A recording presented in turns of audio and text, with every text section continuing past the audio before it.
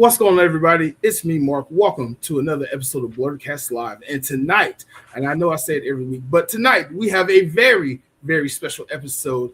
We are talking about a dream deferred, things that we wanted to do, but where we ended up, where we are now. But before we begin, of course, I would like to have a moment of joy and welcome my co-host and mod for tonight, Miss Joy Stevens. How are you doing tonight? I am doing well. Glad to be here. I'm excited for this conversation tonight because I identify a lot with what we're going to talk about. But my name is Joy Stevens. As Mark said, I have a YouTube channel called A Moment of Joy. You can catch today. As a matter of fact, I just dropped a new episode about what not to do in your resume. But aside from that, my passion is finding out what other people are doing and how they got there. I love this sort of interview. So that being said, we have a huge roster tonight. Rather than me spend all my time talking, I'm going to ask you all to introduce yourselves, and I'll start with on my screen. I have Afua next to me. If you would be so kind. Hello. My name is Afua Richardson, and for the past 20 years, I have worked as a comic book artist for Marvel, DC, Image. I've worked on Spider-Man Across the Spider-Verse, HBO's Lovecraft Country, and predominantly Black Panther, World of Wakanda. I'm also a writer and cosplayer. It's hard to call myself a cosplayer, honestly. I'm not as amazing as some of the people on this roster today, but I do my best.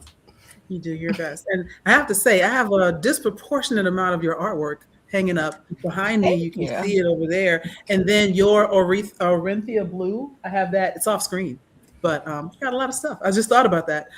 So welcome. Much. Thank you for giving my artwork a home. Not a problem. And next up, we have Sebastian. Hi, guys. My name's Seb, and I run Stranger Comics. I guess I'm mostly known for the fantasy world of Asunder, and a character called Niobe, this girl right here. Flip. So we've been publishing Strange Comics for 17 years, which is bonkers. And we just dropped our first an Afro anime sizzle trailer for the animated feature, and in development now with Viola Davis to make all the things. So exciting times at Stranger Comics. Yeah, thanks for having me. Well, welcome. Glad to have you here. We'll keep going around clockwise, for me at least. Alan. What's up, guys? My name is Alan Z. I'm a musician and actor. So on the music side, I have music on Netflix, the CW, and HBO Max and stuff like that. On the acting side, I'm really excited to announce that I'm in the new Boots Riley movie, I Love Boosters, with Keke Palmer, Demi Moore, Lakeith Stanfield, Don Cheadle, Will Poulter, Taylor Page, Isa Gonzalez, Naomi Aki. There's a lot in there. And the official trailer actually just dropped today, and I'm in it. So I feel really good because I hate when I tell people this and they're like, "Oh, sure, Alan." So nobody believed me until they see me, and now they're like, "Oh, I saw you in the film." So I'm really happy that I made the trailer so people can stop thinking I'm lying. But so I'm very excited to be a part of such a huge massive masterpiece, and I'm excited for you guys to see too when it comes on May 22nd. That's awesome. I'm gonna be like, I knew you win, and this congratulations. Yeah. Cutie Pie Sensei. Yeah, hi. So I am Cutie Pie Sensei on the internet. Y'all can just call me Jasmine because I feel like it's weird to call anyone Cutie Pie in real life. So my name is Jasmine. I didn't think about that before I chose my name. I am a former senior concept artist for the game Smite, so it's my job to draw all the cool skins and stuff in the game. I am most commonly known as a professional cosplayer online, as well as the CEO of my clothing brand Fearwear, where we create pop culture inspired clothing pieces. We have a brand new collection coming out literally in the next couple of weeks that I am not allowed to talk about yet, but just keep your eyes peeled on this space. Follow Fearwear if you're interested, and we are still doing some stuff with My Hero Academia officially with Crunchyroll and Toho Animation, and I am the first Black woman to have a official partnership with Crunchyroll and Toho Animation, so it's been very, very exciting. So yeah, lots of things. Congratulations. Yeah. Okay, and last but not least, we have Kumu Manu. well, hi. I'm not as creative as all of you. I work in corporate America as a lawyer during the day. And then outside in my very public life, which is like private from the offices, I get to direct and I'm a fight actress. I'm one of the highest ranking females in the Hawaiian art of Lua, which is the only indigenous art, warrior art, the people of Hawaii, which was nearly lost, and women have been erased from storytelling, like all of the other indigenous women warriors in the last couple, 3 centuries, I would say. I've also earned my PhD in metaphysical counseling, which I have several books. One is based solely on the weaponry of our art. So lots of sharp teeth and wood, rocks, and natural weaponry on in honor of my late teacher. But the last two that I have been able to publish is the archetype of the woman protector, because we're not used in the same way as male warriors, and then the butterfly effect. So if you're familiar, it's the stages of transformation and making it more of a religious practice versus a one and done type thing. And so I get to impact media in different ways, specifically having to do with warrior women and us finding our voice. And so that's how I get to impact the world these days. Thank you. That is amazing. That is awesome. That is awesome. Thank you for everybody in the chat. Thank you. Welcome. Welcome. Thanks for joining us. I'm happy to have you. We'll be taking questions from our audience. So if while we're talking, you have an idea or you want to find out more about anybody on screen or have a question for everyone, feel free to ask the question. But I'm going to start with my first question, which is, considering the discussion for today is a dream deferred, what pivots and alternatives has your life taken so far? What did you want to be when you were young? When you say, I want to be this when I grow up, what was that? And how does that track with where you are?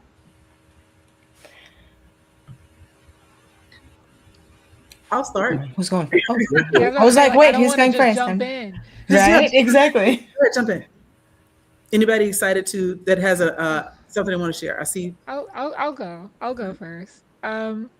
So it's kind of weird. I always knew I wanted to be an artist. My dream was actually to become a concept artist. And it was a weird journey for me because I kind of ended up achieving my dream very quickly. Because it's a very competitive field, I feel like. And so I was really blessed to be in a position where it's like, oh, I get to like draw fantasy characters every day for a living. And that was really cool. And then on the side, I started doing cosplay. And at the time, it wasn't a thing that was like a job. It was just a hobby. It wasn't like social media wasn't what it is right now. And as time went on, it like grew and grew. And I kind of wasn't being fulfilled by work in the same way that I thought I would be when I was a kid. Like I thought, like if I do this job, that's it. I'm gonna be happy forever. And I did enjoy my job, but as my cosplay grew, as well as like starting my business and having the clothing business also kind of grow, like I was able to use skills that I was still using via concept art, but in a different way. And for the longest time, I was considering quitting my concept art job. I was dragging my feet for at least a year. And at the end of 2024, I was planning to quit. And sometimes God sees you dragging your feet and is like, look, I need to make this decision for you. And so they did major layoffs at my company.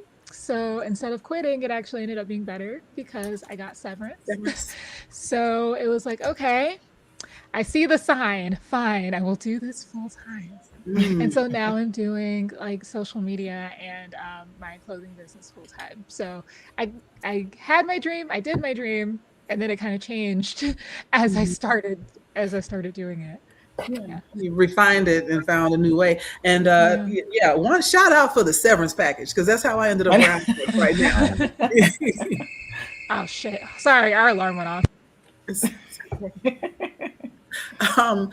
Anybody else want to Sorry, address guys. this question? No worries. You can mute if you need to. I think I saw Afua wanted to respond. I when I was 3 years old, I was in preschool, and the teacher asked everyone, "What do you want to be when you grow up?" I said, "The President of the United States." And she turned her head sideways and said, "I'm sorry, honey, that's a man's job." And I was like, "Oh." Mm. And I'm like, "Well, I want to be Michael Jackson." She's like, "I'm sorry, that's a man's job too." I'm like, "Well, what else is there?" But I started playing the flute when I was 9. Went to LaGuardia for the performing arts. Did an undergrad at Juilliard. Played the flute. Learned to read sheet music. Composed. Joined this all-female hip-hop group as a beatbox artist and an anime artist. I would take all of the girls in this all-female hip-hop crew of B-girls and breakdancers or same thing, MCs and singers, and turn them into anime characters and make flyers for our performances. Oh. And so I started performing and going on tour. I became a background singer. I got to open for Alicia Keys, Parliament Funkadelic, John Legend. I'm dating myself. I was on Soul Train, Late Night with Jimmy Fallon. But you wanted to waste your life being president. What's wrong with you?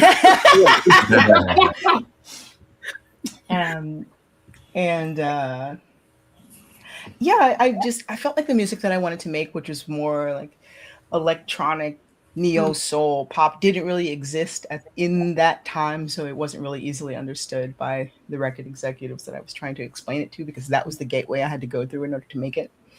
But since I already utilized graphic design and illustration in my job, going to a comic convention, I was like, wait a second, you don't have to have a manager to make a demo, to get a showcase in front of an A&R, to speak to the head of Sony. You can just walk up to your favorite artist and have a conversation. This is crazy. So I went to New York Comic Con when it was just in one tiny room, and there might have been 50 artists. And I just started speaking to people, having conversations, asking them how they liked working in this business and what I could do to become a better artist. And they were very gracious, some more so than others, but they were very kind. Brian Stelfreeze, Sanford Green, Karan Grant, even Neil Adams, Gail Simone, Celia Kyle, even Aletha Martinez was the first Black woman I saw sitting behind a comic book table, and I was terrified. I was just like, there she is, a unicorn in the wild, and it's her job to just ink Iron Man. There is no backup. This is just her job. And she granted me the psychological permission to even try to become an artist. Because I didn't go to school. I was completely self-taught. And so some of my friends were comic artists, and they introduced me to their editors and writers. And my first anthology was for Image Comics on a book called 24/7, written by Ivan Brandon, about everything alive in New York City being robots. And it was just slice of life stories about these different robot relationships. And after that, I just started getting cover after cover. I was still working as a singer, but I just felt like I couldn't be myself and be successful there. I couldn't just be as I was. I had to lose 40 pounds. I had to get paired with a rapper. I had to sing things that, wasn't really my style. Right. But in comics, I could just be. I was like, I can just be what I wanted to be and make what I wanted to make and be hired to do that. And so I'm like, wait, all I have to do is be better? Great. Great. I'm in classical music, where if you have to battle to the death for the 2 spots in the Philharmonic, I'll happily, not compete and just compete with myself and try to be the best person that I can. So while I was working at a Jingle House, which is a production company in Soho that makes music for commercials, I was voice acting for commercials, which is basically singing like everything but how you sound. Right. Like you have to sound like everybody else except genuine you. And during my lunch breaks, I learned Photoshop and taught, and just on your try to breaks. improve. Yeah, on my lunch breaks, I taught myself Photoshop, having like office jobs, and then I just started getting hired more, and it made more sense to do comics than it did music. So 20 years later, here I am. You are, I'm actually, I want to jump to Alan around this because you mentioned a lot of things in the music industry, and I'm seeing Alan nod his head like, yep. So, Yeah. Alan, talk to us about what you thought you wanted to do and what you're doing. Yeah, for sure.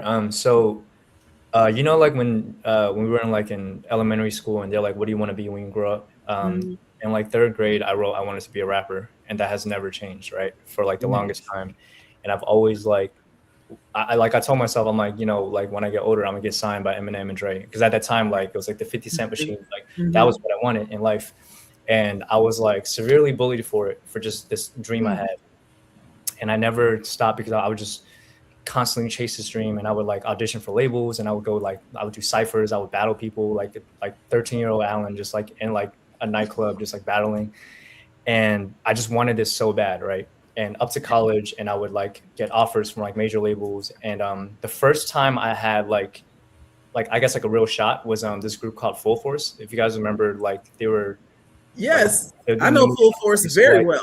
Kurt from Full Force like found me on YouTube. He's like, "Oh, this guy's like raps like Eminem. He sings like Chris Brown, and he's Asian." He's like, "We need to do something with him." So I did like a development deal with him.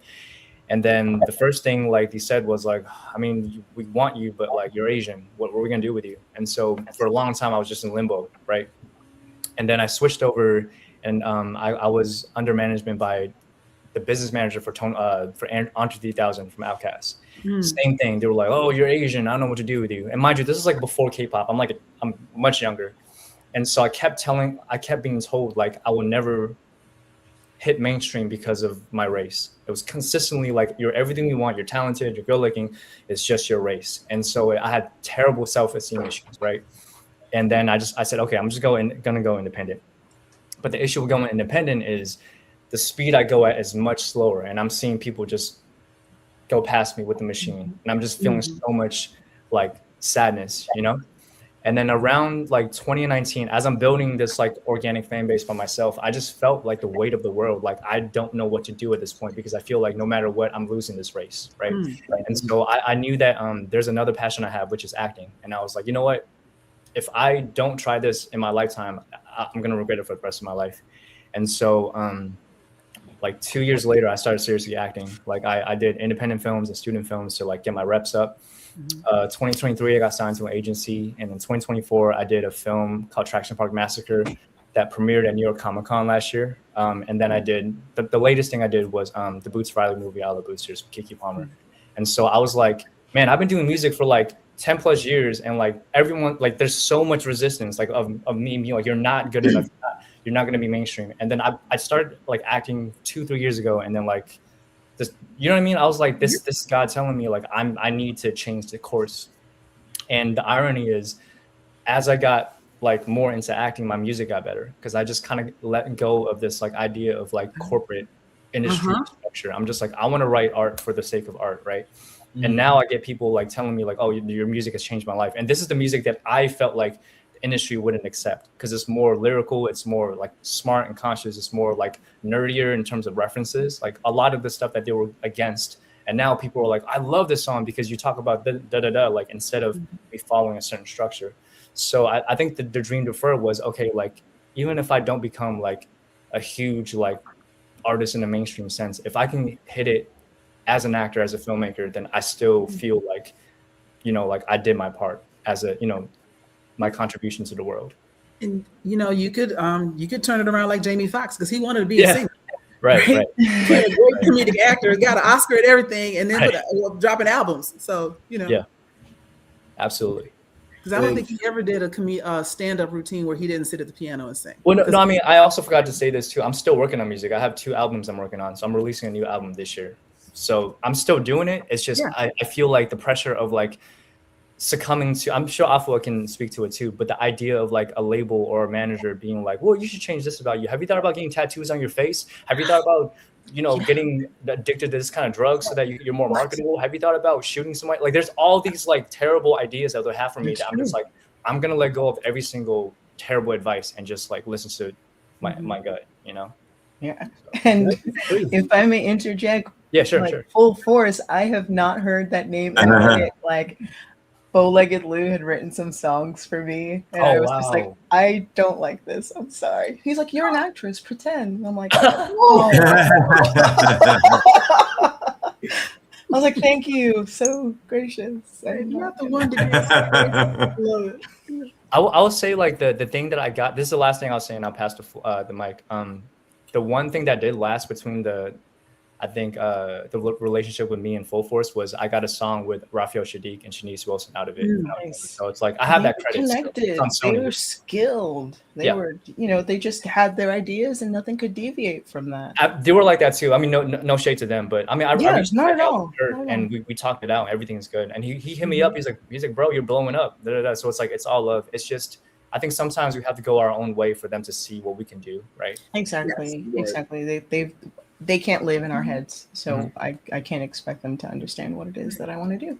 Right. It's the same thing that you see even in like the tech world and academia, et cetera. There is a formula that is accepted, and then there's people that buck the system, skirt the system, and they find themselves Right. being successful without the machine, which can sometimes aggravate the machine, but that's a them problem, not a you problem. Right. Sebastian, what about you? You say you've been doing this for 17 years? Did you say? Yeah, a long time. Kind of nutty, really.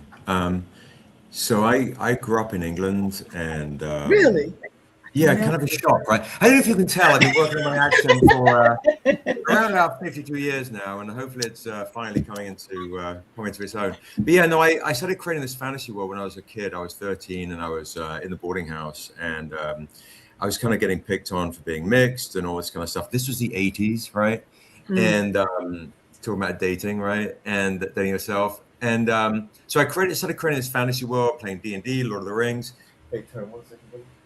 Move to a little bit to right. You move to the right a little bit. Thanks. Thanks, bro. I'm gonna tell you, we did You're not my see- shot. we did not see him until you said something. Right. So I started creating this world to kind of hide within, a little bit. And I started creating this character Niobe to, I guess, take on my insecurities and my fears, but also my wrath onto her winged shoulders. And as I grew, she grew with me. And the world I was creating around her kind of grew. And then I moved to America when I was 18. I wanted to be a famous movie star. Maybe you can tell by this angle, it did work out, I started acting, doing a lot of modeling, GQ stuff when I was young and pretty. Back in the days, I did like about 100 commercials and things. I don't know. But I had my first love was music, all day music. And so I started running a record label. I put out 25 albums, historical albums in blues, jazz, funk, soul, rare beat, stanky funk. So we're regarded as the premier record label if you wanted to have a audio encyclopedia of roots American music, you came to my label, MVP Records. And during that time, I was creating these worlds and things. And I started, and then Napster came along and said, hey, we can download all this stuff for free. You're in trouble, kid, And during that time, I was doing a lot of live action playing, like hitting people with rubber swords in the forest and dressing up. I would say not really a cutie pie, but more of a deranged, my mum's bathrobe running around in the forest kind of guy. And created kind of a cult following in live action role playing. But I started shopping around these ideas that I had for my fantasy world to different publishing companies.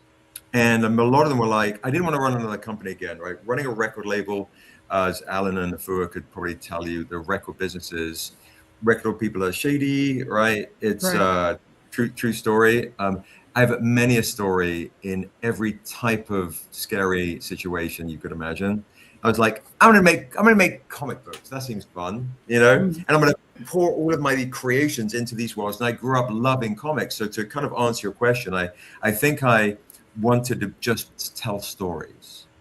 And I found myself telling stories through the compilations of the music that I felt like a bit of a gatekeeper into. If you want to learn about Alex Coltrane, you want to learn about Robert Johnson, you want to see how the world kind of connects, and I'd write the album liner notes. I thoroughly enjoyed it. And so transfer that to me writing my first script. And my mum said, you should be a plumber. You don't know what you're doing. And I was like, thanks, Mom. I can barely hang a picture up, but I'll just continue with this journey. And so every different publishing company I took Niobe to in the world of Asunder, they said, Black comics don't sell enough. Female-led comics don't sell enough. Fantasy comics definitely don't sell enough unless it's a one-off. And I'm like, I'm doing all three. So I stuck it all on a credit card and going through a tough situation at the time, sleeping in my car and the office and all sorts of craziness I was dealing with. I was like, I'm going to start my own company to protect the integrity of Niobe and the rest of the world of Asunder that I was creating, which I modeled Stranger Comics on 3 companies.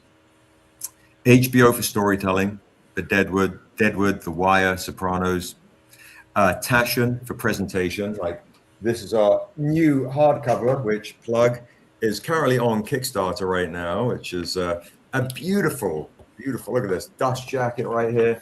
Look how lovely that is. Crazy stuff.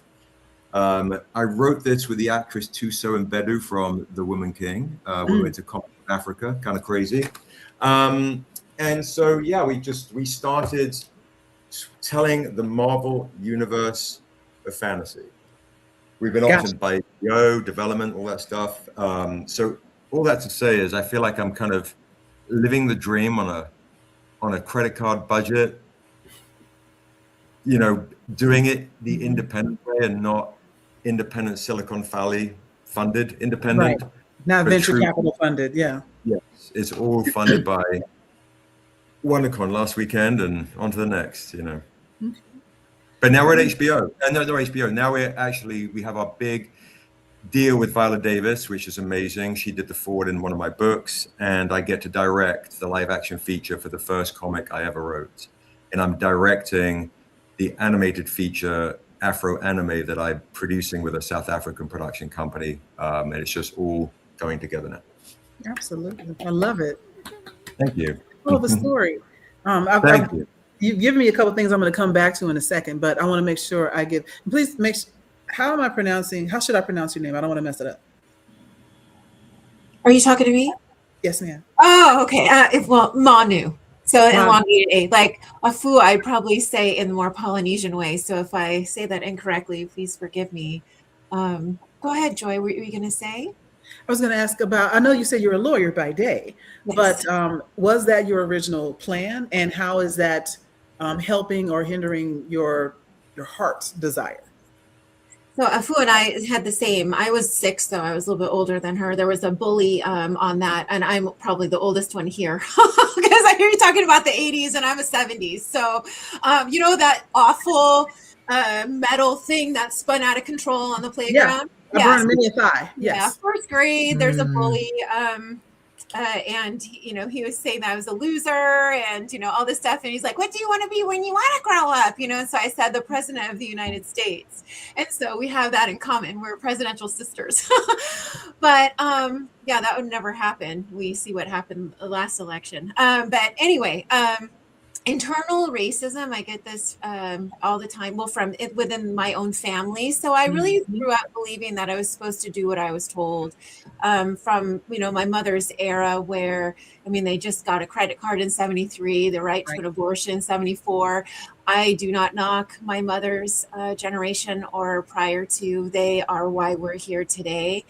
I don't know. Having a daughter young, really just changed my focus. It was really good. I didn't care to be alive. When I found out I was pregnant with her, she changed my life. She gave me the value that I needed for myself to become a better woman. So at that point, it was more about scrappy survival and trying to still find joy in life, survive, and also advance myself so that my hourly rate, it was this simple, could mean more than working at the gas station or the mall. So I went for law. I understood at the time that was going to be to help people, but now I realize there's a different focus of the legal profession. But I'm in my 32nd year now, and I've worked in many different types of, how would you say, sectors. So I've got to see it all. I think it's actually provided the stability for me to be able to do what I do. My pivotal moment was when I decided not to resume the professional stage of Polynesian dance by touring. I toured the Midwest for 7 years. And when I returned to Southern California, I thought, okay, maybe I'll do that. The pay is good. I just hated to be on display constantly. And after this, I had my daughter and the body changes, right? I wanted to go back to martial arts, which I started when I was 9 years old. And it took a little while, but I found my teacher, and I had no idea that invite to watch the first class was pivotal to where I am today. I watched this class of about a dozen men who didn't breathe unless the teacher told them to. And there was a lot of profanity. It was just a carryover from my childhood. I felt very comfortable in that environment. Huh. And the teacher ended up being much nicer than my actual biological father.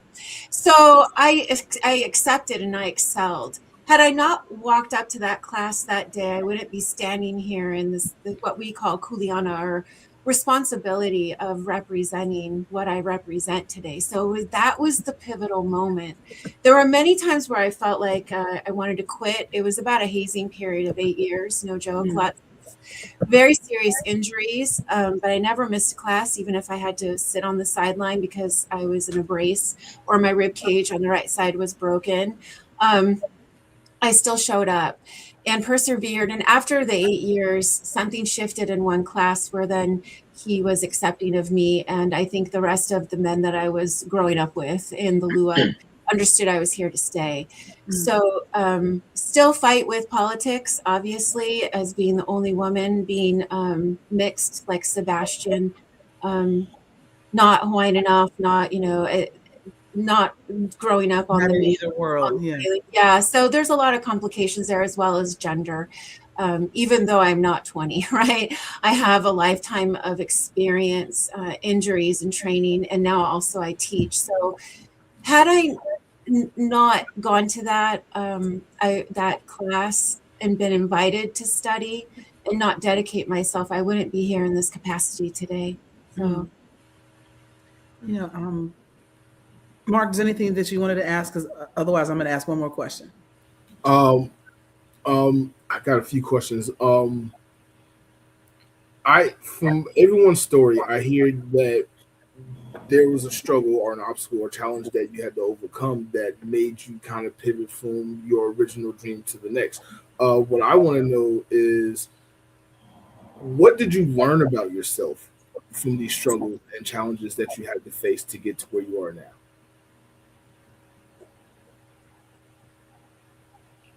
I love the contemplation on everybody's face. Like, One thing I learned about myself was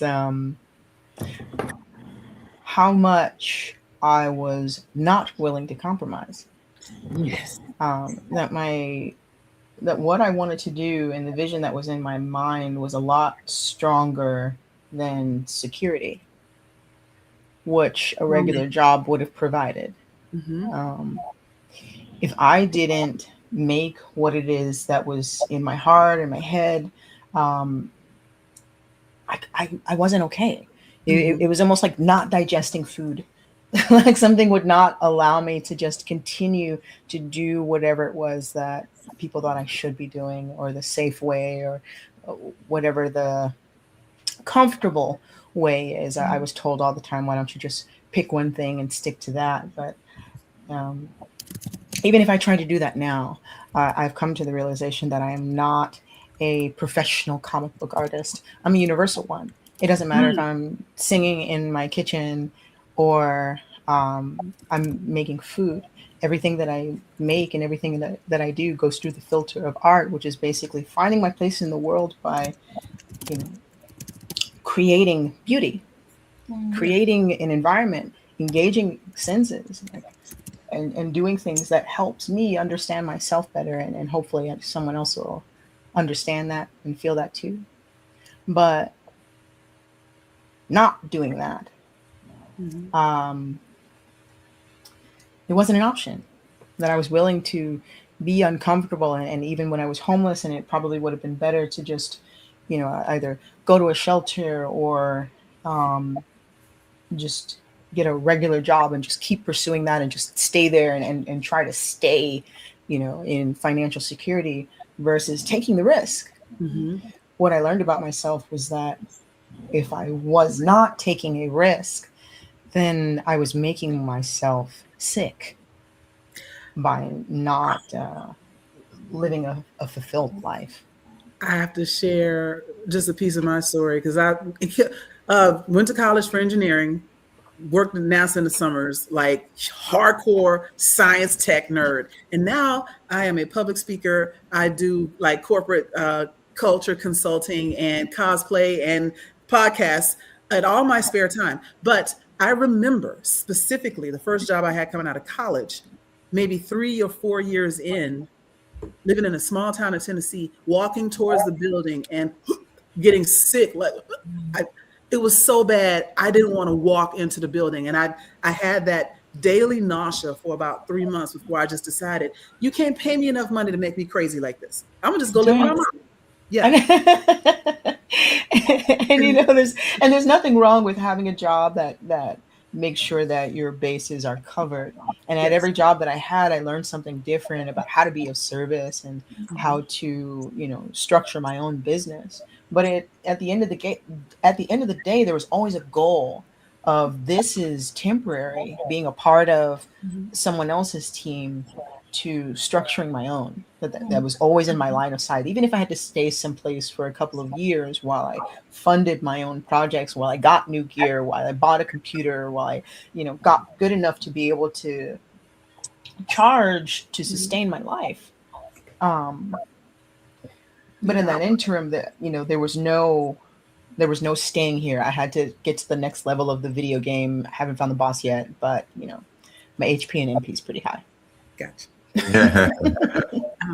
I want to add to Mark's question because I heard from several of you, the history of living in my car, not knowing where my next meal is coming from, trading off, stability for self-fulfillment. And where did you find the audacity to push away the parents who tell you to just go get a good job, the friends who think that it's a pipe dream, everyone saying that this isn't a real thing that you want to do? How did you get past all the naysayers? And this is for anybody that wants to answer. I'm going to jump in. It's in spite of. It actually is fuel because you're not going to tell me who I am and what I can do anymore. There comes a period in time where external noise, distraction, and these projections they just don't mean anything. It actually helps you buckle down and helps you gain additional clarity to know which way you should move. And then you're taking full responsibility for those decisions, and it really helps us become, I hate to say the word, but it's true, like this personally sovereign, where you realize you're independent regardless of what people think about you, what titles and roles and functions you have for others. And you really start to stand on your own and live just authentically. And that's my opinion. Mm-hmm. I like that answer. Let your haters be your motivators. They are, aren't they? Oh, man. And it's constant. So you have constant fuel. I'm just saying, yeah. I kind of think that, I kind of look at it like this, where if I have $100 and my enemy has $1,000 or $1, I still have $100. So why do I care what my enemy has or is doing? Mm-hmm. If I have $100 and my friend has $1,000 or $1, surely I should wish for my friend to have $1,000 so I can support them and be happy for them. But I do often find it is our friends who are the most jealous and can come at an angle without even realizing that a lot of people have so much self-awareness that some of the bitterness can creep in and those types of things. But I'm very from the James Brown school of I got mine, I don't worry about his, that I need to focus on myself. So we kind of liken it with all the various dramas that we go through in this wacky industry, that we're in a little boat and there are these whirlpools that come up and they're all distractions. So you can get sucked into this whirlpool or sucked into this whirlpool, and just kind of stay the course for what moves your soul. I mean, I think the ladies, described it, so eloquently. It's nourishing for the soul, and you have to do it. I think one thing I found out for myself is um, I liked to pretend without realizing it was because I do love seeing in our booth, we have cosplayers coming up, going, sometimes elders coming up, crying, going, "Don't give up, young man. I never saw this when I was a kid, and you're doing this." And I sometimes say I'm about the same age as you are, but thank you, no. But there's a selfish desire, and it comes at a cost. So when people ask me what's the hardest thing, and I say, "Oh, it's time spent away from my family," it's more so it's their time that I'm sacrificing. Huh. So while I'm focusing on my dream, I don't believe in chasing dreams or chasing people. If they ghost you, they ghost you. That means they're dead to you.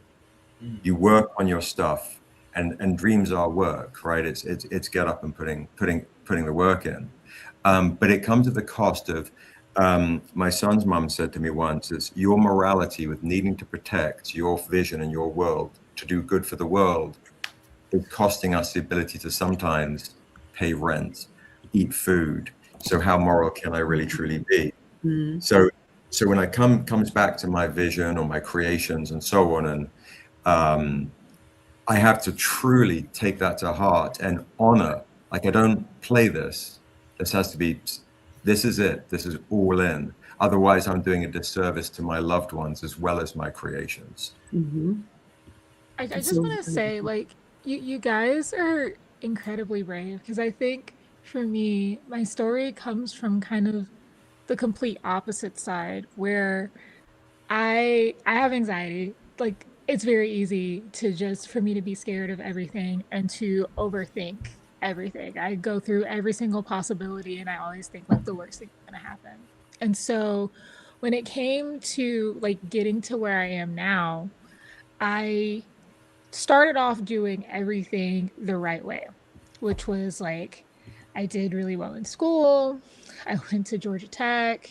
I graduated. I met my husband. He worked his engineering job.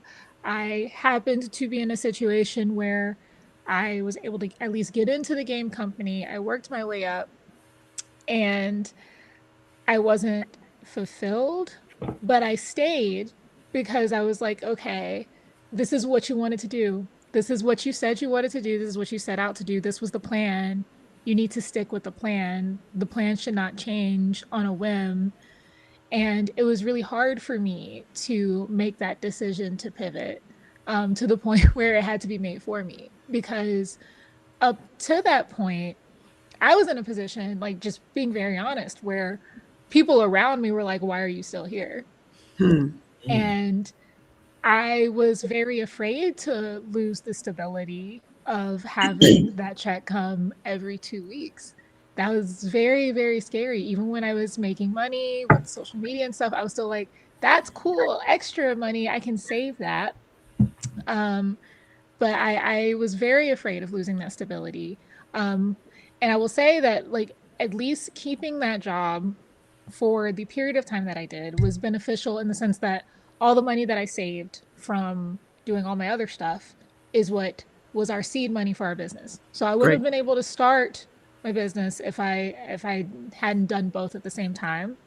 But once that started growing, it was still like I was really holding on to it for dear life and trying to do everything, and everybody around me could see me get burnt out. So until I was kind of pushed over the cliff, I'm going to be honest, like I can't claim that I was necessarily strong enough to just go based purely on my passions, even with all the different things I had set up to make sure we were safe financially and all those things. Because my husband, like, he still has his job, like we're fine, but it was still like I need to contribute.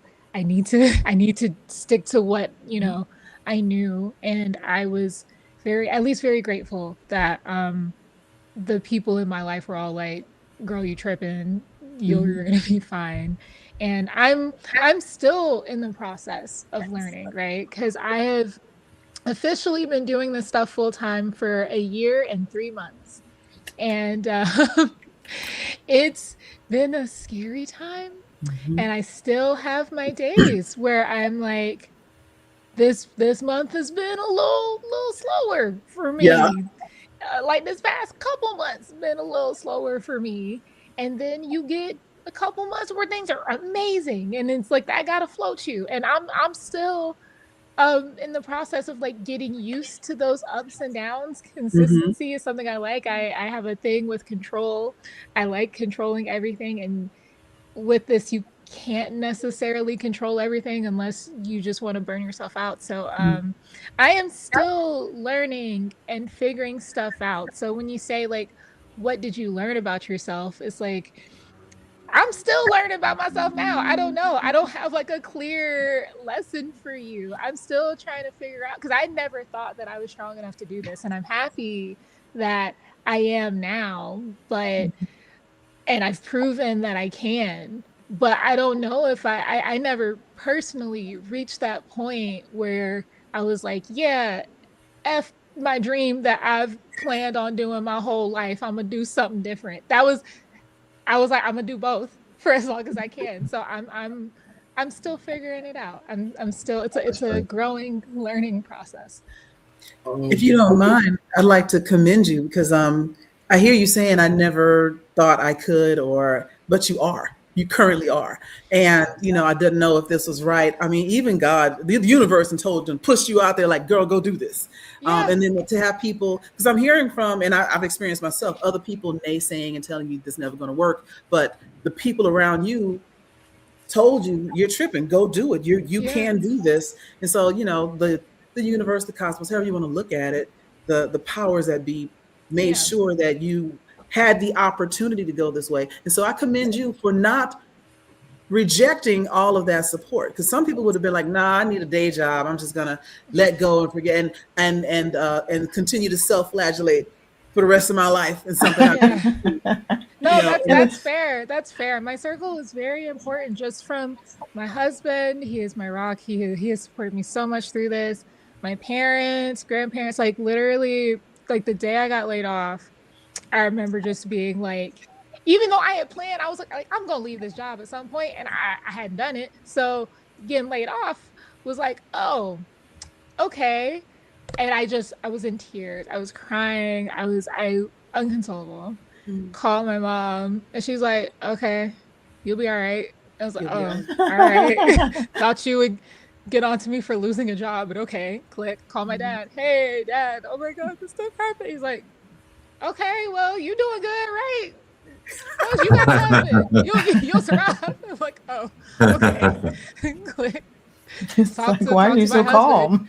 Talk to my husband. He's like, we planned for this. You wanted to leave eventually, right? So we'll make it work. It's fine. And so I was very blessed to have people who believed in me and saw all the work I was putting in up to that point. And was like, okay, she is serious. She just needs the push. And everything, happens for a reason. I was also very thankful for when it happened too, because everybody got laid off while I was on a month-long vacation to South Africa. So they didn't lay me off till I got back. So I got 2 months free with the fam, like everybody else. I So love it. vacation, and then I was laid off. So it's fine. It's fine. It worked out the way it was supposed to. And that was kind of the thing that it sort of happened similarly for me too. I mean, I was during my lunch breaks, I was working on comic covers, but I didn't really fully commit until I was laid off, and I could have gotten another job. I had the opportunity to get another job, um, but I was just so tired of it. I was just tired of not making what I wanted, and at the point that I got laid off, I had the opportunity to create my first cover to cover comic, and I was just like, Hmm. Mhm. critical choice here. All right, so I'm gonna take the path that is Mhm. still has a bunch of weeds on it. I have no idea what I'm doing, but You're doing it well. I'm not gonna learn until I try it. Yeah. The And choices if are it doesn't work crazy. out, I can get the other job, or I can just try to find something else. But I gave it a shot, and I'm glad that I did. My father, he was an oil painter.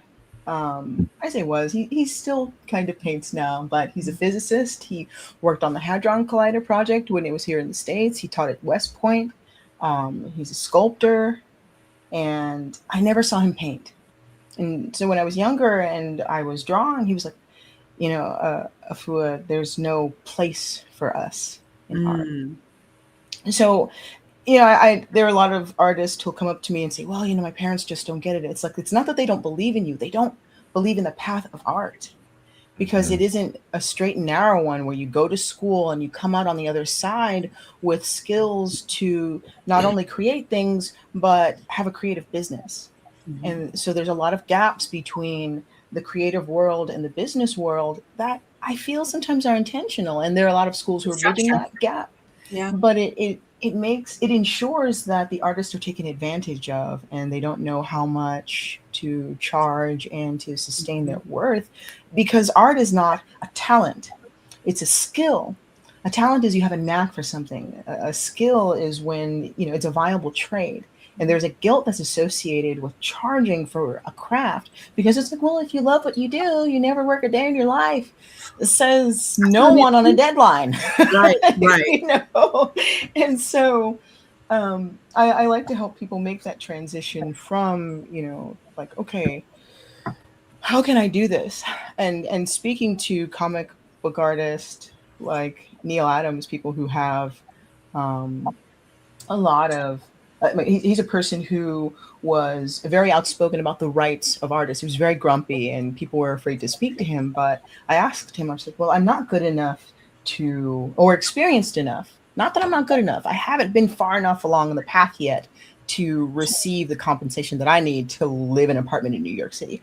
How can I get there and employ my passions? I didn't say that eloquently, but that's basically what I asked him. And he says, well, I work on commercial storyboards so I can draw Batman. I do it now. I will work on one commercial and that will sustain me for the rest of the year, but I do it because I love Batman. Do comics because you love it. Make stories that you love, share your experiences, share the things that you want to make, and find some way to sustain that. And then when you find when you find your audience, when you find those people who are willing to support you, throw everything that you have at it.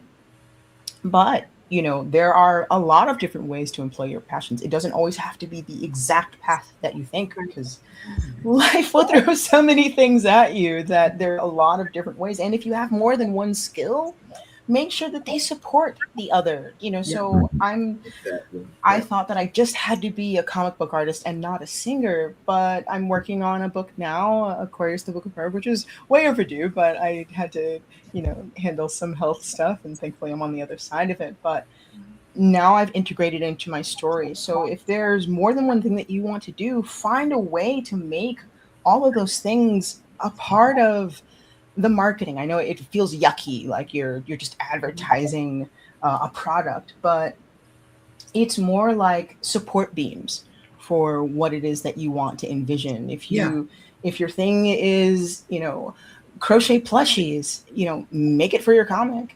All the things that you can do right now, that's what you can do. It doesn't have to be this big production, because you're just one person right now. And that's okay. Like, people will come to you when it's from you and it's genuine. So, anyway. I just want to add, a lot of things have been said that I've personally been going through. The anxiety that Keepai Sensei mentioned, it's definitely something I'm currently kind of dealing with. The whole concept of believing myself and the stigma of, do I need this 2-week check for my job, or can I just believe in myself and make it on my own? As an artist, there's always been an internal struggle that I've had, and I wanted to know if any of you have this for all artists here. Passion versus profit. Do something because you love it or because it pays the bills. As an artist, are we our own worst enemies sometimes? Oh God, yes. Our hands never catch up to our vision. We always have these like amazing grand ideas, and then what comes out is just short. But you know what? That means that there's room for growth. It's not like, yeah, this is perfect. Okay, I'm the best thing ever. No, there's always going to be a gap between what you can do and what you envision. So that means that there's always room to evolve and change and expand. between you and this ever expanding vision, because you're changing all the time. Your experiences, your thought, your philosophy, hopefully for the better. And I feel like that mindset, at least for me, I don't know how it works for you guys, but it's like a blessing and a curse at the same time. Because, like, I consider myself to be a little bit of perfectionist and I'm very detail oriented, which is amazing when I am working on something like artistically. Like, that means the details are going to look good. If I'm building a costume, it's going to look fantastic. But on the flip side, it means that I am never going to fully love it because I will always be able to find a problem with it. I will spend way too long. Something should be done. I'm like, no, I have to. Like, if people are like, it looks fine. I don't know what you're talking about. You're like, I can't. It's not. It's not good. Haunts your dreams. Yeah. So like, it makes you great. It's that thing that like it makes you great. And that's why your work is going to be good. But it also, you have to be careful and not let it hinder you and stop you from, one, saying something is complete and letting it go. Yes. And don't let it stop you from like potentially trying something new or making a change because you're like, I'm not going to be good enough. It's not going to be great enough. Like, because you got to get through that to get better. Like Afua was saying, it's like you're never gonna improve, like you're never gonna grow unless you do the thing and then you keep going. And it's really hard to not over like analyze it and be too much of a perfectionist, for sure. Right. You are absolutely right. Go ahead.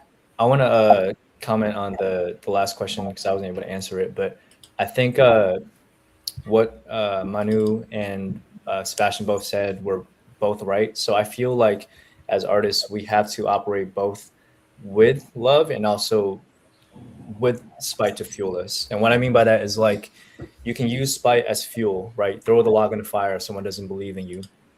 But you also have to like be grateful for the ones that show up and actually support you as well. Because what my friend had told me is this, he's like, because I came from like this very like, angry mindset of, yo, once I blow up, like I'm gonna just like make everyone feel bad because they should have believed in me. And he was like, but what happens if they don't care? What's gonna happen? Are you gonna be happy if like you make all this money and success and like the people that you wanted to prove wrong are just like, what are you gonna do? And that kind of gave me an epiphany. It's like, okay, like I can use that as energy to kind of fuel me, but at the end of the day, it's really about the people I want to give back to, like, you know, like people that support me, my loved ones, my family. I feel like that's what you should do it for, and also love for yourself. So I think like going back to this current question, I feel like we tend to be our own worst enemies. I know I am. So I feel like being kinder to yourself, especially as artists, is like a really important task. You know, take the time to like really appreciate what you bring to the world and not just always like, you know, like give it out, but also kind of like validate yourself as well. I'm so happy you said that. A previous guest on my show gave me this bit of advice that I've been struggling to take, but I am trying to take it. Shout out to Dr. Dana Holmes. But he said, we have to allow yourself patience. And that is something as an artist, as a creative, that it is hard for us to do because, like everyone said, we always either have deadlines or we got to be perfectionists. I've been doing art for like 30 years. And I think I created one thing that I'm like, yeah, that's perfect. I always find a flaw in something I do, or I don't believe in myself enough, or whatever the case may be. And I absolutely agree with what you just said there. You know, one other discussion I want to have, and it's we've talked about it a little bit, but I want to put a point on it, and that is your support group. You know, who around you is lifting you up, letting you sleep on the couch, throwing your little money from time to time, you know, telling you not to give up, believing in you when you don't believe in yourself. What impact has that entourage or that group of people in your life? What impact has that? What difference has that made for you? If anybody can speak to like well, you know what? I will start with myself because when I first started being an executive coach, public speaker, etc., I had a friend of mine who's like, nobody needs you to do that because people go to this other person for that. They can go to a psychiatrist, or they can go to a pastor or a rabbi or whatever. And I don't know what made, well, I don't know where I found the audacity, but I was like, I don't even go to church like that no more. So they need to come to me. And I remember being told that I was wasting my engineering degree by wanting to do something that wasn't engineering. And I only ever got that engineering degree because they paid me to get out of Texas. That's why I went to college there. But how do you, now I have people, I remember my first clients. I remember, and I'm still friends with a lot of them. I remember people who, one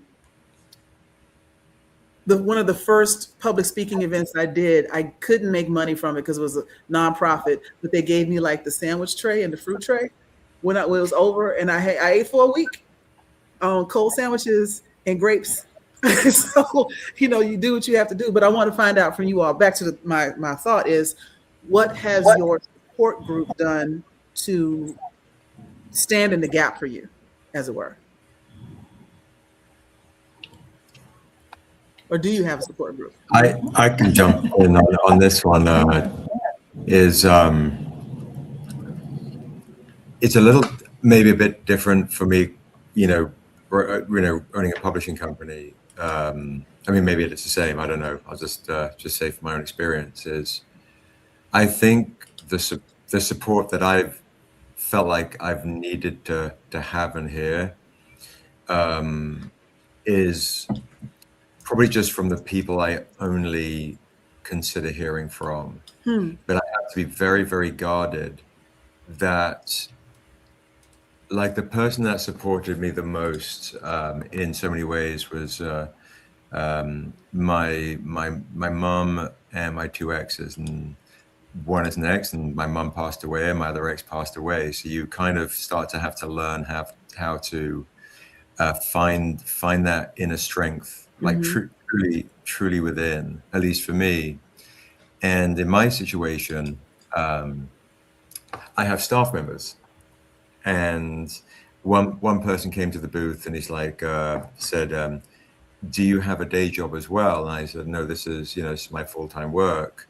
I have kids, I have payments to make, I have staff to pay to make sure their bills are paid. So finding the support, I have a partner now who is very supportive, but I find it in the little things, in the quiet, in the things away potentially from the business, whether it's going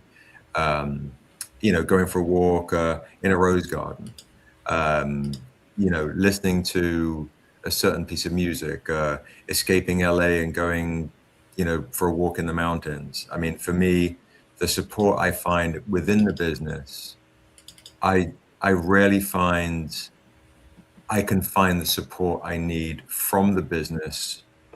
If I allow that, the business, even friends, within the business who I love dearly, it's been a little bit of uncertainty here and there, a little bit of drama now and again. So I just think find it within, whether it's through, your meditation, I try and find the voice within, but within my support group, I have a very teeny weeny family, so many of my family have passed on or different countries, and I just, so it's individuals that, like, I just did WonderCon, and the guys that helped me in the booth, I consider them as close as family as I've ever had. So those moments are wonderful, but sometimes for me, it's the away, right? So I've got this extra burden of responsibility where a lot of my team, my staff, they go like, if they look up to me as the captain of the ship, so it's at times potentially a dangerous place for me to be vulnerable or be, I can't slow down. There's a documentary being filmed on me right now, from the start of nothing, one comic book, and and we made history with Niobe being the first nationally distributed comic book with a black female author, artist, and hero, with Amanda Stenberg, co-writing it, and Viola Davis, and all these things. But you're not creating to do that stuff. You're creating to tell these stories. Mm-hmm. And then all the way up to HBO, it's about to get greenlit. Everything's going great, and then lose it all, and then nothing, and then you see certain people that have been supportive of you suddenly disappear, Mm-hmm. or talk mess about you online, or did even really have a deal. It's absolutely wild. So I think that, not to get all, sappy or whatever, but I find it within the quiet. Mm. I find it in the still moments with people that truly love me, that really know me, away from the business. That's beautiful. I feel like we had a little moment of silence just for that. No. Like, yeah. It's crazy. Like just to echo that, if you're looking for the support and the nourishment from, I would say, influencers or this or that, right? Mm-hmm. Like we have Viola Davis is producing The Untamed, which is kind of crazy. And then Nerdist, the lovely lady at Nerdist, Ty Gooden, did a wonderful piece on it. And I'm looking around going like, oh my God, all these people that have been supportive of Niobe and cosplayers and this and this and this and this. I'm like, where is this is a crazy moment. Mm-hmm. We've forged a real path with Stranger Comics and Niobe and what this character has done. And so if you're looking for the support within, you're in trouble. Just got to find it within here. I have to say, if Jennifer Lewis is the mother of Black Hollywood, I have to say Viola Davis is turning into the rich auntie of indie art. She's gonna come with it, and I'm here for it. Mark, you said you had something to ask. Yes, I want to go back to something Alan said in the first question that really, really kind of stuck with me. So I have the question I want to ask you now, and everybody can answer this, but I want to ask Alan first. You said that when you were doing music, people will tell you that you're Asian, and they don't know what to do with you. And I wanted to ask, now that you're in acting, now that you have songs and you have albums out, do you feel that you are in a better position now with how your dream has deferred to go back to your original dream versus how you started? If that makes sense. Yeah, I mean, like I never stopped doing music. Like I still tour very heavily. Like 2024 and 2025, like both years, I hit like 20 cities. Like I did my own routing, and I'm still able to like do festivals and cons and stuff. But I think I just kind of fell out of love with the major label side of it. Like I just kind of told myself I don't want to be in the rat race. It was a very personal decision where I was just like, I want to make the music I want to make without having to be a content creator. Because like the way the music industry is shifting now is like, it's not about the music. Like, you have to do TikToks like 3 times a day, and you have to do like all these like clout-based things. I don't have. I'm getting older, man. I don't have that energy to try and like feel like that's right for me. And I feel like I mentioned before, like I do think that the irony is like with K-pop blowing up and like, there is like a lot of younger Asian like artists who are getting signed, and it's really bittersweet because I'm just like, if I was just 10 years younger, that would have been me. Mm-hmm. I wouldn't have to face the trauma, right? But I think like I believe that God has his reasons, and so for me, it's like I'm comfortable with the decision, and also it's like if someone offers me something like like great and like not like sus, then I'll see what's up. But I feel like I want to, the way I see myself is like Hollywood actor, underground rapper, right? Like I make the music I want to make, like kind of like, like there's this guy in Stranger Things, the main guy. I read how he used his acting career to finance his own music career. And then my friend was like, this is literally you. Like, it's just like, I want to like make the stuff I want to make for my audience and people that are going to find me after you find out that I'm an actor and whatever, like, and then I want to service that as opposed to like chasing the dragon and chasing this like dream of like, you know what I mean? Like this, that the labels will make for you. Like, cause like as some of the people that here that have done the music stuff knows is like, one, they're really shady. And two, like they want to mold you into something that you're not. the struggle for me is very specific as far as the things I didn't want to do to compromise. Like going into it, they were just like, hey, so have you thought about like, rapping in your native language? Have you thought about going to China? Have you thought about, everything was very much Orientalism for me. It was like, oh, maybe we'll just throw a gong in your songs. What we can do is you sprinkle a little bit of it was for me, it just felt very dehumanizing. I'm just like, you don't see me as a human at all. I am so sorry you have had to go through that. Like, that is crazy. Yeah. So, because of, okay, so it's like this, man. Like, I am aware that the globalization has opened the market, right? But I think because of my own traumas with the music industry, like, I don't know if I want to walk down that path again in those doors and hear the same words. Like, have you thought about being more foreign? Have you thought about being more, you know what I mean? Like I don't know if I want to subject myself to certain traumas. I totally get that. And again, it goes back to that idea of there being some sort of formula, right, exactly this way, and it doesn't. And I think here's the sad thing though, is like there is a lot of younger Asian rappers that are doing the things that I didn't want to do, and they're going viral for like the wrong reasons. I don't know if it's the wrong reasons, but reasons I don't like. The whole like wearing the straw hat with the katana and like eating ramen while rapping. There's a lot of these like gimmicks that like is working, and so it's like I can just see the labels that like I said no to, looking at me like I told you it will work. And that's the sad part, is like our like the internet runs off of that stuff, and I just don't want to say myself to being a clown. I don't want to be part of it. Couldn't agree more. 100% support that decision, because I think about just since I'm a Black woman, I got a lot of Black history knowledge, and I think about the minstrelsy that happened before and how we are ashamed of what went on, and then how it informs other people's opinions and ideas of what it means to be a Black American. And aren't y'all all just sitting over there just shucking and jiving and blah blah blah? No, absolutely not. And then having to have 3 times as many artists come and combat that one person that says something crazy. Don't be that guy or girl.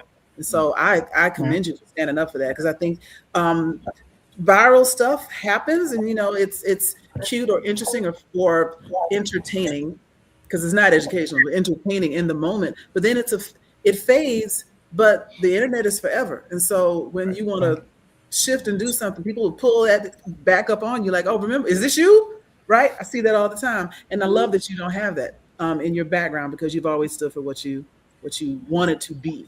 And I interrupted again. I'm gonna be quiet.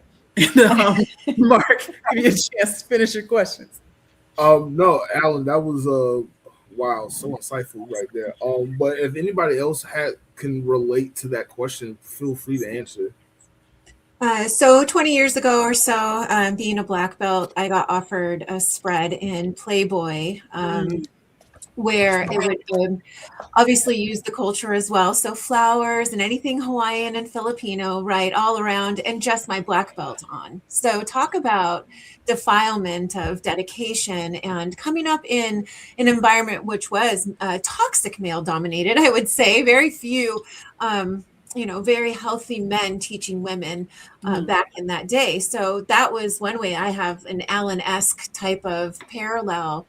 I just thought, it's good to talk about, because Joy, if I would do it, you're saying, is this you? Yeah, that would have been me. But I think that also having a young daughter at that time, I'd have to explain to her, Mom. And that really kept me honest, of like, she's going to grow up, and not, I'm all for women's empowerment, but I don't think that's a way to perform. When you're performing for men, I don't think that's truly women's empowerment. So that would have been on display for them. But others can have different types of moral guidelines and markers. That was just mine. So right. So like if Cardi B decided to do that, that's on brand for her. That's on brand. Exactly. But not for me. Not when I'm representing warrior women that still don't have a true voice in our country, let alone in the world. So yeah. Thanks, Alan, for jogging my memory.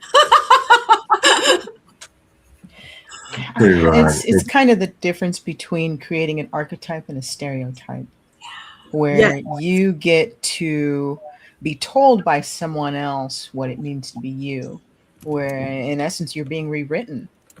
You're being told that all you are within the parameters of this box, and you can't do anything else, because that's not being authentic. Mm-hmm. And when the reality is, the cool thing about, being an individual who either understands their cultural history or has a composite of so many different elements of what makes them them, not only their heritage but their culture. I mean, it's different where you grow up, how the things that you've experienced, the things that you've allowed into your life to influence you and mold you into the person that you are. And now you're taking those influences and putting them back out. That it can be funneled in through a marketing machine, but you end up cutting your arms off to fit into this little box. Yes. And there's so much more to you, and there's so much more to being you that can be expressed. Like, look, you can be a warrior and a philosopher. You can be a poet and a pilot. Like, the parameters and those boxes are set by limited perspectives of what it actually means to be you.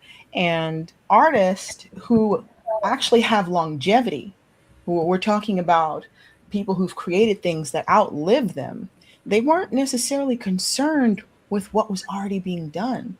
Right. They were dedicated to saying, like, yeah, you know what? I want to make what's missing, and I want to make what I like. I want to make what's, what, like, I am willing to sit here and go down the rabbit hole on. Mm-hmm.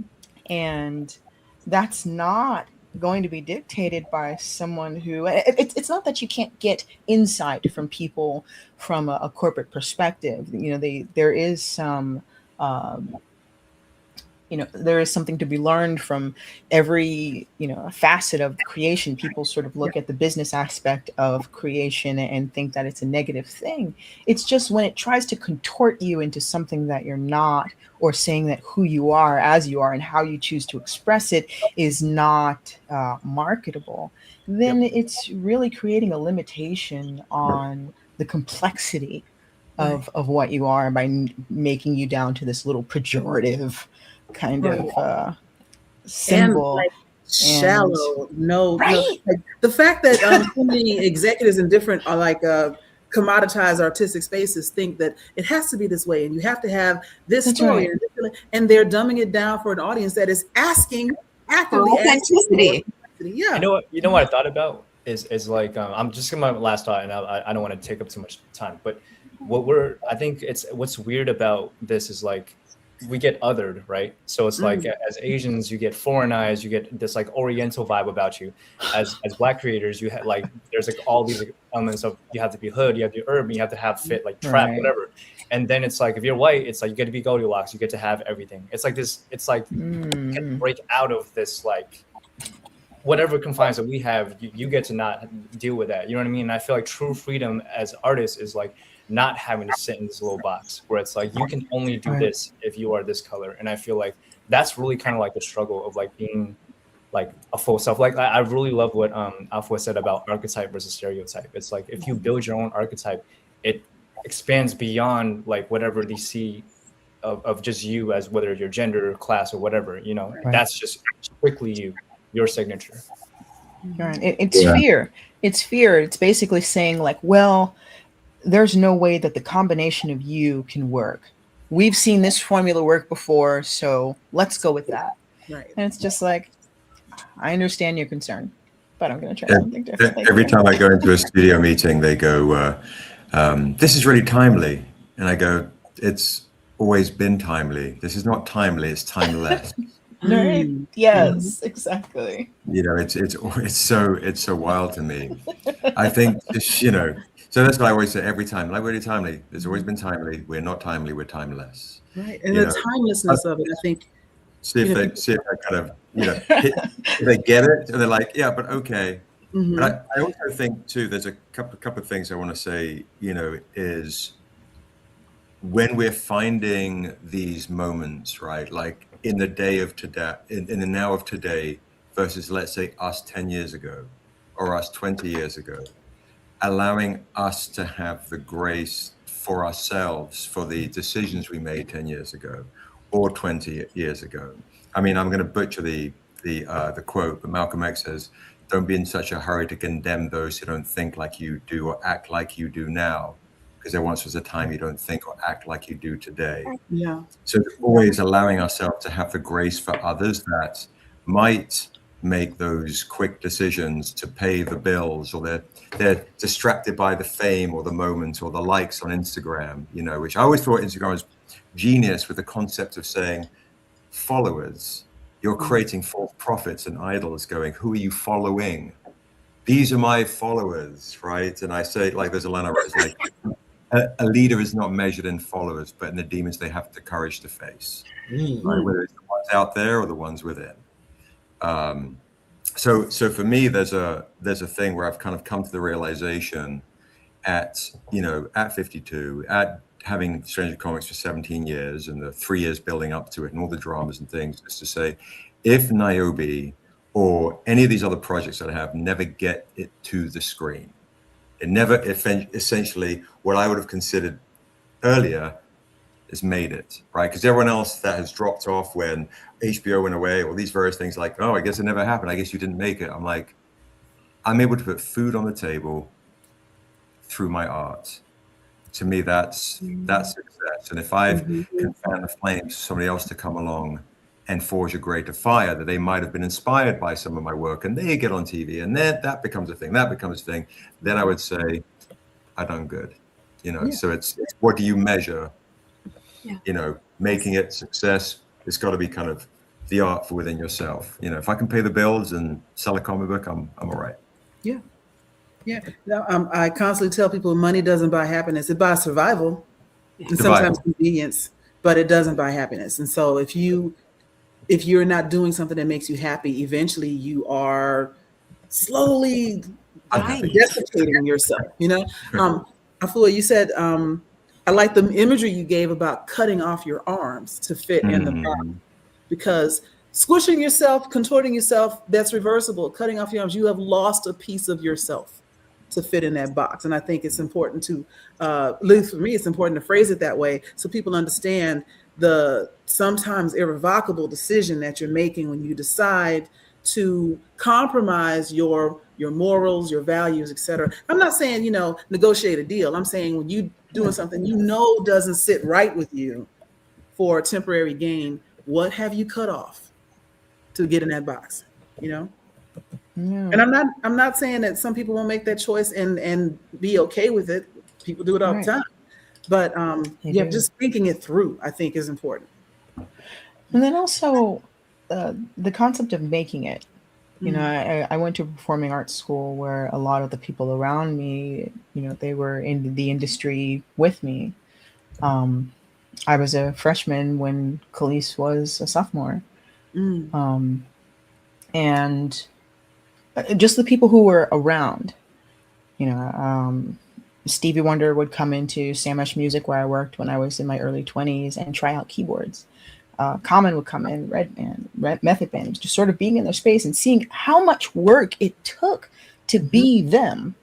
There was a big gap between me and them, obviously, but I was a working musician. I worked, I had a day job, but I was performing, I was touring, I was traveling, and I kept having this idea like, I haven't made it, or I failed as a musician. But I got to travel the world. I got to do what it is that I wanted to do. And there's always going to be something to work towards, but I didn't appreciate the road that I was on. Right. I got to share a stage with Sheila E. This is Prince's drummer. I had to remember to sing. The woman was incredible, or just, seeing Bjork come from, karate class, like seeing the people who make the things that I love, just living their lives. And it's just like, well, what am I doing? I got a chance to work with Sir Melvin Van Peebles. And if you don't know who that is, he's a father of Mario Van Peebles, the, like the 90s action star, but he was a soldier who was sent to France. He learned French. He got himself a camera and he started making films when there were no black leads that were not maids and butlers and very service level roles. he just wanted to make a story about life. And when I would speak to him, yeah, I didn't really know very much about him. I was in a Broadway show with him. It was a 3-man show, and we would rehearse at his place. It was me, a guitar player, and Melvin. I'm looking around. He's got like Emmys and Grammys as paperweights, and I'm just like, man, I should probably start asking some questions. We were working on this play, and he's like, I like graphic novels. I think I'm going to make a graphic novel. And he just starts making one. He didn't know music. He understood the space between notes, intervals, like do, re mi, fa. He would number them. He would compose music that way because knowledge wasn't going to be a barrier for him. He was just like, he was going to figure out how he was going to learn how to do the thing that he wanted to do. So I asked him, I was like, Melvin, has anyone told you to just pick one thing and be very good at that? And he says, yes, of course, all the time, because it's difficult. They have the same 24 hours in the day.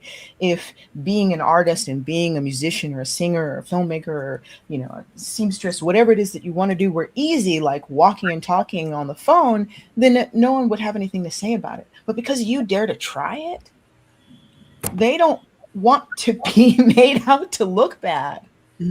They're expressing their own doubts about themselves onto you.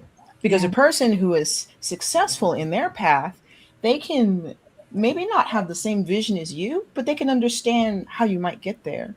So be careful about the people that you have around you, that if they're not offering creative solutions and just critique, then it might just be weight. And it's not that you throw the friend out with the bathwater, but sort of create concentric circles of friendship. Those people who make you feel bad more often than not, keep them on the outer circle. That everybody doesn't have to be in the same room with you all the time, because your creative energy is very important. And you have to be really, really careful with your space, because people who say that they care about you might start telling you things like, well, you're not really that good. You're just a diversity hugger. You're this. Because they are afraid of your success. They don't actually want to see you do well. And they don't want to see you get better than them. That's right. They don't want to see you get better than them. But someone who truly loves you. Like I'll also add, they don't want to put the work in either. But they don't want to see you do better. They don't want to see you do it. They're like, look, I don't feel like doing it. And I don't think you should. I don't want you to do it either. Right. Because then I'll have to do it. Be here in that misery loves company sort of scenarios. But once you start, making sure that your core group of people, have your interest, not yes men, not people who are just gonna like, you're great, keep going, like regardless of what you do, but the people who will remind you of who you are when you forget. I need those all the time. I'm looking at the time. So, Mark, you had one final shotgun round robin question you wanted to ask everyone, right? Yes. So before we end the show, we talked a lot about failure and adversity and overcoming challenges. I want to talk about failing forward. That's not getting what you got, but you learn how to do something else to further yourself. Have any of you failed forward into your careers to get to where you are now? If that question kind of makes sense, because I think I kind of am a master of doing that. Sort of like, did you slip into something? Like I usually hear people say, I fell into this by accident, or I ended up here, not sure how I got here, that kind of thing. So anything along the way like that? I mean, that was definitely me in cosplay. Like, it was one of those things where I literally, I didn't actually want to make a social media profile or anything at all. I was doing it just because it was fun and it was this cool thing. I was just like, all right. Everybody kept asking me to post my stuff online. It was like, hey, you should start a page. I'm like, okay, I guess. I don't know who's gonna care about this. I have 500 followers. Like, what is the point of posting these? But yeah, whatever. And then I I was just posting like work in progress stuff and just random things. I wasn't planning out content or nothing like that. I was just posting. And slowly but surely my page kept growing and I was like, I don't know why any of these people are here. And it was a weird time because at the time there weren't really many like well-known Black cosplayers in the space. There just weren't. So I was kind of posting into a void because I was just like, look, I like this. I don't really see other people online doing it like that look like me, but whatever. I'm just gonna do it. So I don't know if I would call it failing for it, but it was just one of those things where I literally fell into it. If you had told me back when I was graduating college, if you had told me like, hey, guess what?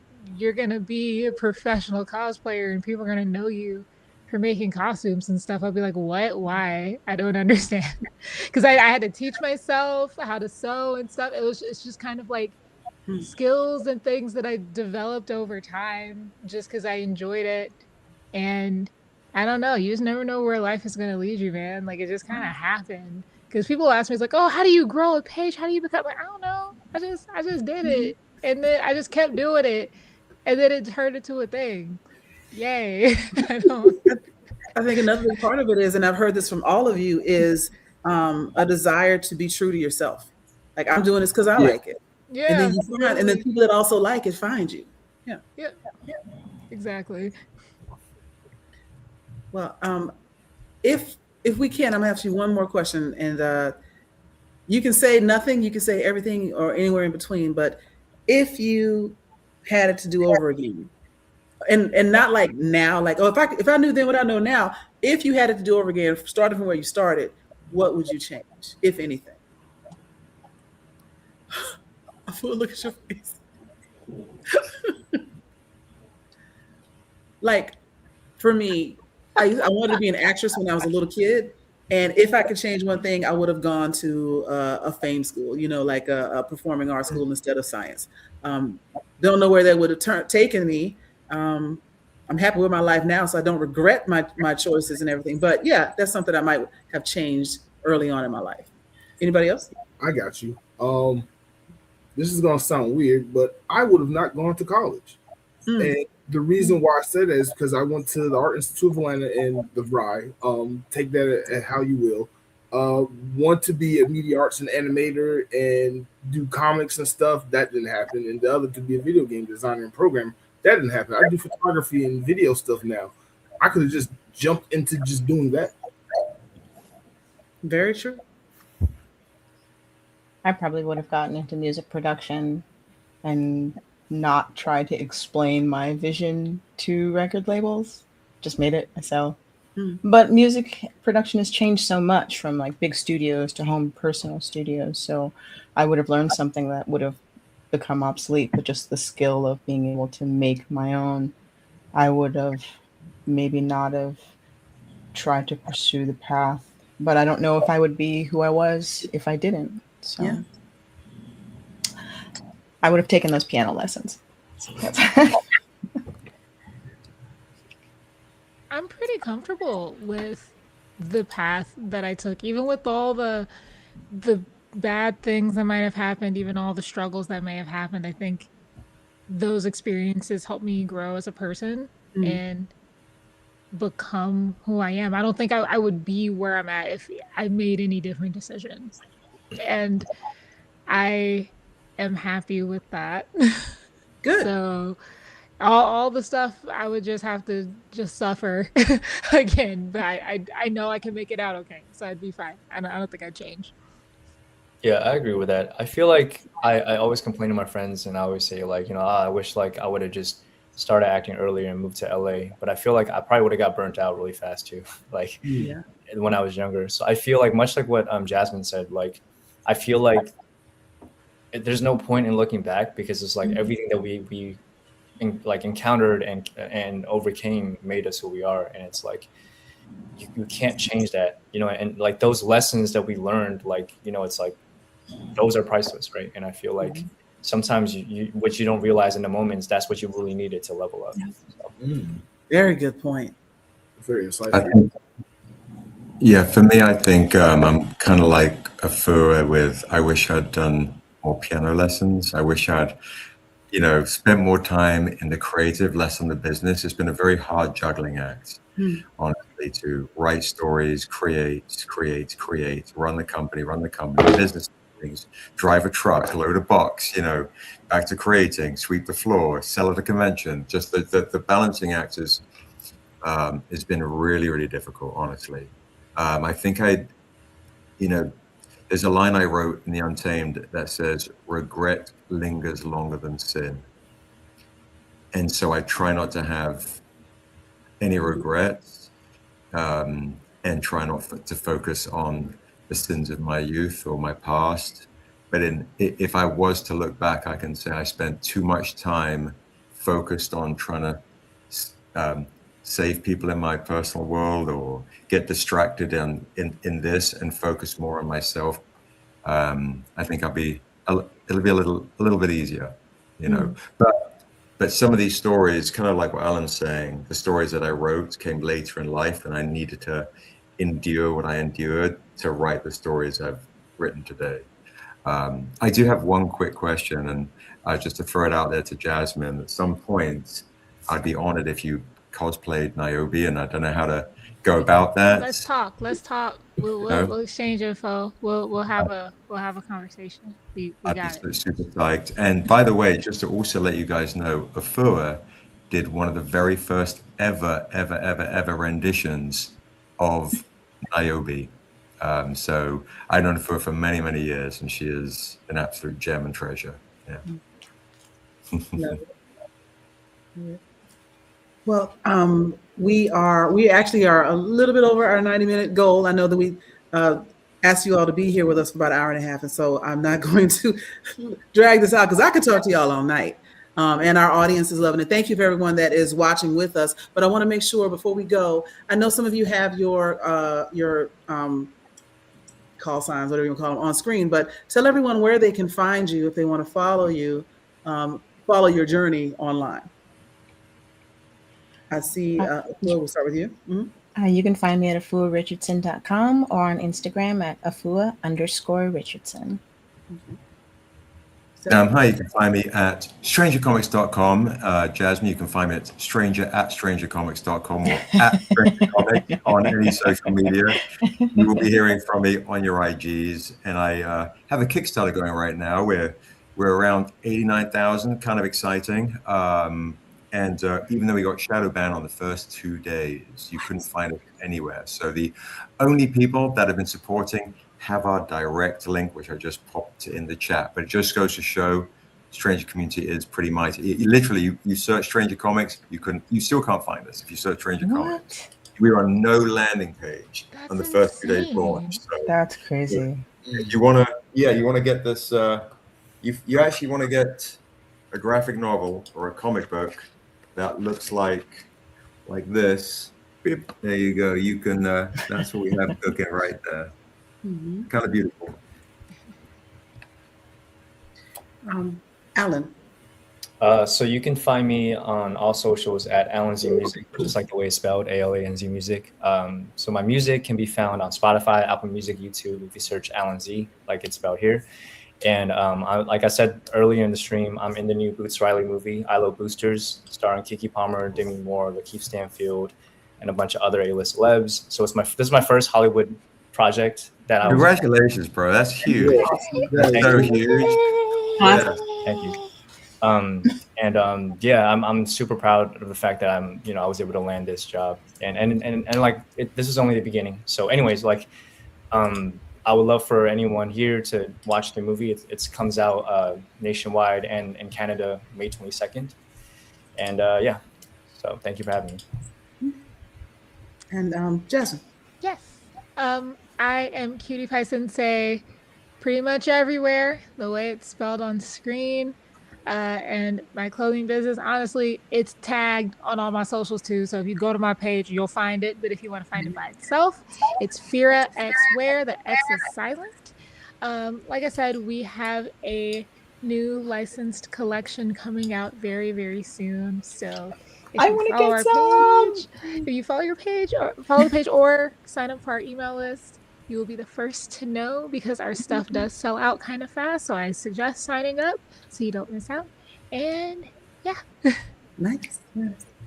And bring us home. Okay, I'm bringing this home. Michelle double underscore Manu on IG and YouTube, Michelle Manu or Kumu Manu. And my website is right here. Thank you for having me. It's been an honor to be with all of you. This has been, I have to say, probably, if not our best, in our top 2 shows. And so I just thank you all for an engaging conversation, a lot of insight, a lot of quotes, a lot of one-liners.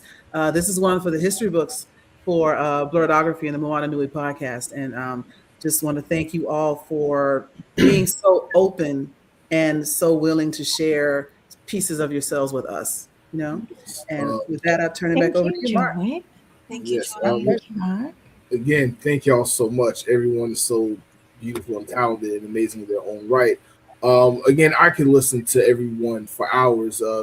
Because I can listen to all of you for hours, I would like to just formally welcome all of y'all to come back on the show, have your own solo interviews, and we can just dive deep into so much. Afua, I first saw you at DragonCon this past year, and oh my God, when you make a comic for your life story, let me know. I'll give you my adult money right now.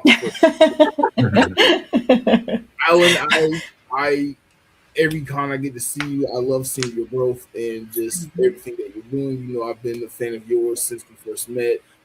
Sebastian, I look forward to reading Niobe and more of you, more of your projects. Cutie Pie, thank you so much. I have always been a fan of your cosplay. You look so amazing in everything that you do. But and Manu, thank you for coming on. I really appreciate it. Just to personally thank each of y'all individually. But for everybody else that is watching, if you have not, please leave a like on these videos on either channel that you're watching on and subscribe to that channel. And if you have not, please become a channel member. That helps a lot that helps the channel go a long way. Sorry, getting a little tongue tied.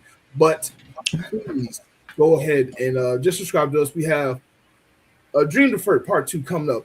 April 27th. We have guests coming on. We're going to continue this very insightful conversation.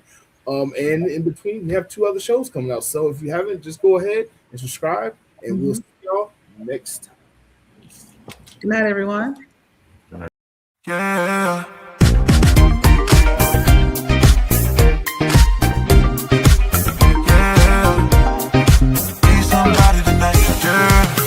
Love it how you move it, how you wind it up. We can jump into it, we can line it up. We can stay slow with you, me. We can stay slow with you, me. Yeah. Be somebody tonight, doing that dance, digging that dance. I love. Be somebody tonight, be somebody tonight. Pull up on me. We've got so much to see. Maybe I can show you around. Lay your top with the top down.